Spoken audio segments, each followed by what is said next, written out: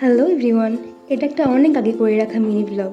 কলকাতার বুকে এরকম একটা নির্মম জঘন্য ঘটনা ঘটে যাওয়ার জন্য আমি ব্যক্তিগতভাবে ভীষণ ট্রমাটাইজ ছিলাম, হয়তো আমার মতন অন্যরাও। না ইচ্ছা করছিল স্ক্রিপ্ট লিখতে, না ভয়েস ওভার দিতে, কিন্তু কাজেও তো ফিরতে হবে।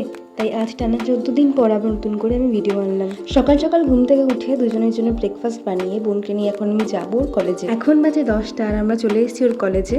আজকে ওর ফার্স্ট ডে ছিল, তো ভেবেছিলাম বেশিক্ষণের ব্যাপার না, তাড়াতাড়ি ছুটি হয়ে যাবে, একসাথে চলে আসবো। কিন্তু গিয়ে জানতে পারি 5টার আগে ছুটি। তো বসে বসে এই বাচ্চাটার সাথে আর আমার অল টাইম ফেভারিট আর কমফর্ট মুভি দেখতে দেখতে সময় কাটাচ্ছিলাম। এখন বাজে দুপুর 1টা। বোনের সাথে আমি যাচ্ছি ওদের কলেজ ক্যান্টিনে লাঞ্চ করতে। লাঞ্চে আমি নিয়েছিলাম লুচি আর ঘুগনি, আর ও নিয়েছিল ডিম টোস্ট। তো ওদের লাঞ্চ ব্রেক শেষ, ক্লাস স্টার্ট। আমি আবারও বসে বসে বোর হচ্ছিলাম, যেহেতু ওর আজকে ফার্স্ট ডে, একা ছেড়ে আসবো না, তো এই জন্যই এত অপেক্ষা। তো আজকের মতন ক্লাস শেষ ওর, এখন বাজে 5টা। আমরা দুজন এখন ফিরছি বাড়িতে। এই মিনি ব্লগটা শেষ করার সঙ্গে সঙ্গে কিছু কথা বলতে চাই। কাজ তো যার যার থাকবেই, কাজ তো করতেই হবে, কিন্তু এর সাথে সাথে আন্দোলন, প্রতিবাদ, মিছিল ভুললে চলবে না। আর আমাদের সাধারণ মানুষের সঙ্গে ঘটে যাওয়া দুর্নীতির কথাও। আমাদের ওই ঘরের মেয়েটা কিন্তু এখনও বিচার পায়নি।